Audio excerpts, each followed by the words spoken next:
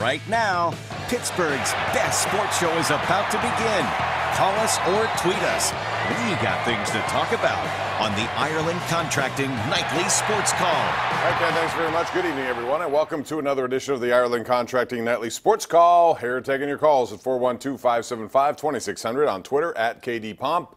This was not the beginning of high school football season, although you wouldn't know that if you had traveled around Western PA.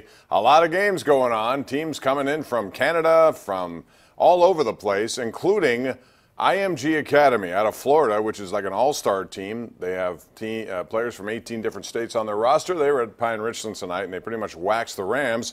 But Eric Kasparovich and his team wanted to find out just what they had, and what better way to do that than jumping in against a team that's ranked number 1 in the country.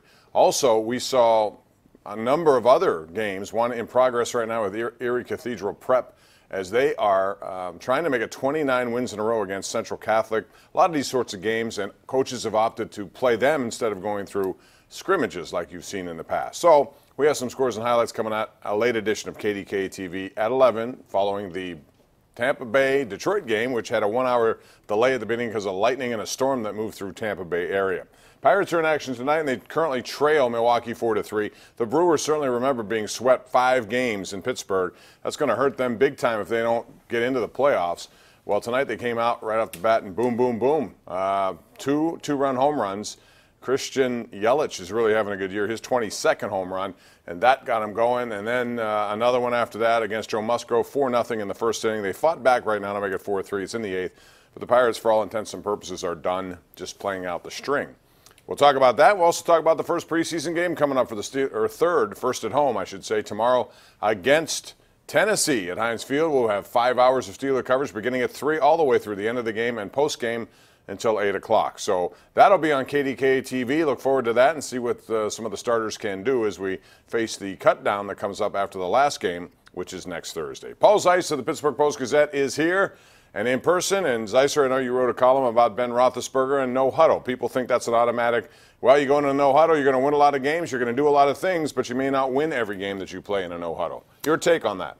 Well, you know, like I said, if you look at the numbers, it's okay if he's in the no huddle as long as he's not throwing the ball, too much, because the numbers suggest the more he throws, the less they win. And unfortunately, there's nothing you can do to really argue against it. They're 0-6 in playoff games when he throws 40 times or more. They're 15-32 when in regular season games when he throws 40 times or more. My only point was this. Everybody wanted to complain about Todd Haley and his offense and all the other stuff. And I know it was time. It was time for him to go.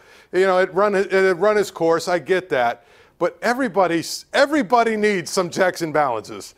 So if you're just going to hand bend the offense, I don't know if that's good. I don't know if there's nobody in his ear to say, no, we need to run, or no, we need on this series to do this. I don't know if that's good. Well, no huddle doesn't always mean you have to throw the ball a lot. It also makes you go hand. You can do a lot of things. They're just going to give him the keys to the car and see what happens. But, a lot of people said Haley's time had come and gone. That may be true, but the numbers suggested he's had a lot of success here. And it just became time based on that personal relationship to move on. So Randy Fichtner is a very capable guy. We'll see what happens as the regular season begins against Cleveland. That'll be on September the 9th. Last night we saw the Browns in action, Paul, and we saw Tyrod Taylor. Thought like his season was over based on the way he was walking out, running into the locker room. Looked like he broke his wrist. Turned out it wasn't a broken wrist, but it was some sort of dislocation, but he should be ready to go. But I would not be surprised still if Baker Mayfield plays in that opener. Yeah, and the other thing is, it was, 5-0? I mean, you want to talk about an awful – it's bad enough watching preseason football, but that was awful. And I agree with you. I actually think Baker Mayfield, might end up being the starter by like week 3 or 4 in that situation.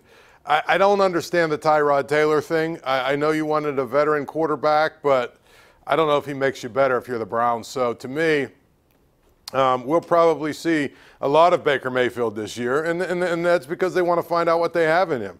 Number 1 overall, you got to play those guys, and they don't expect to wait too long the way things have changed. We got a tweet from Donnie Brook, and you can tweet us at KDPomp, at Paul Zeise. He says, Shaler breaks a 24-game losing streak. Can you give him a shout-out? All right, Titans, your way to go. 24 games in a row, finally end that streak. Part of the high school stuff we'll have for you and the scores tonight at 11. In the meantime, I want to remind you that later on in this show, we're going to have another sizzling shot coming your way from Ruth's Chris Steakhouse, the home of the sizzling steak. Somebody around here made a hole-in-one. We'll tell you who it was later in the program. Your calls are next. We're right here live on Pittsburgh's CW.